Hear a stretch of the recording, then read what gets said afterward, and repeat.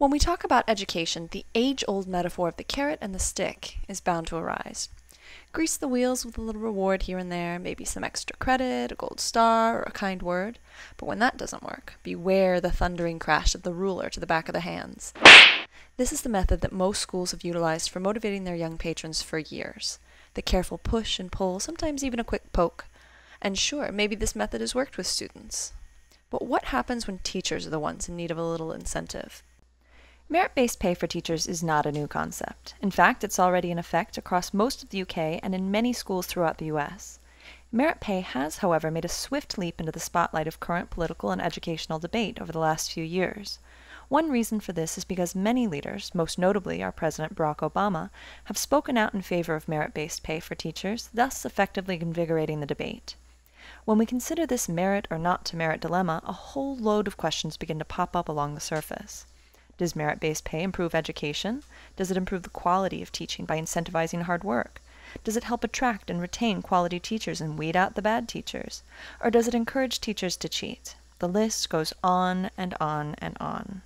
Merit pay, although it exists in varying forms, would eliminate tenure for all new teachers who would instead be hired on one-year contracts. All teachers would then be offered incremental pay raises dependent on how well their students perform on annual standardized tests. If students perform well, the teacher receives a cash bonus. But if students were to show no improvement, say over a span of several years, this may be grounds for the teacher to be terminated or even lose their certification. All the better, you say. Out with the old ineffectual teachers and in with the new, innovative, high-performing models. In fact, that's already how most of the jobs in our economy are run. And especially in a moment of educational crisis like the one we now face, who could argue that more accountability and better performing teachers are not a significant piece to the education reform puzzle?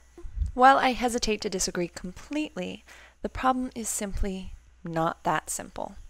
By saying that more motivated teachers incentivized to work harder through pay increases is the silver bullet we've all been waiting for, is the same as presuming that teachers are the single greatest problem that faces our crumbling education system. What this is an attempt to find a quick fix to a big problem by drastically oversimplifying the issue.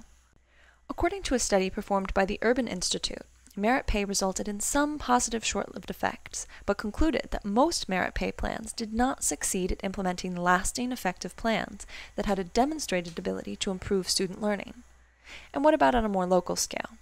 In cities such as Cincinnati, Toledo, and Cleveland, pay-for-performance programs have had mixed but far from overwhelming results.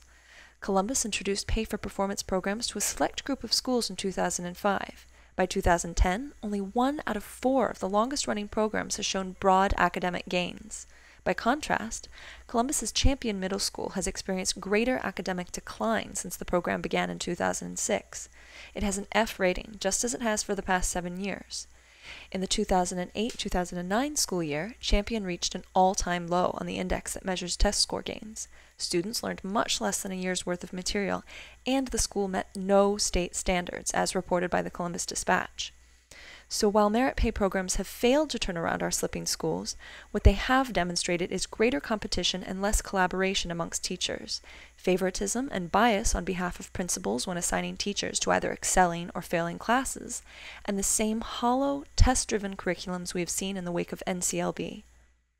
If we have learned anything from the last 10 years of this policy, standardized assessments are not only detrimental to students themselves, but are insufficient methods for gauging student progress and aptitude.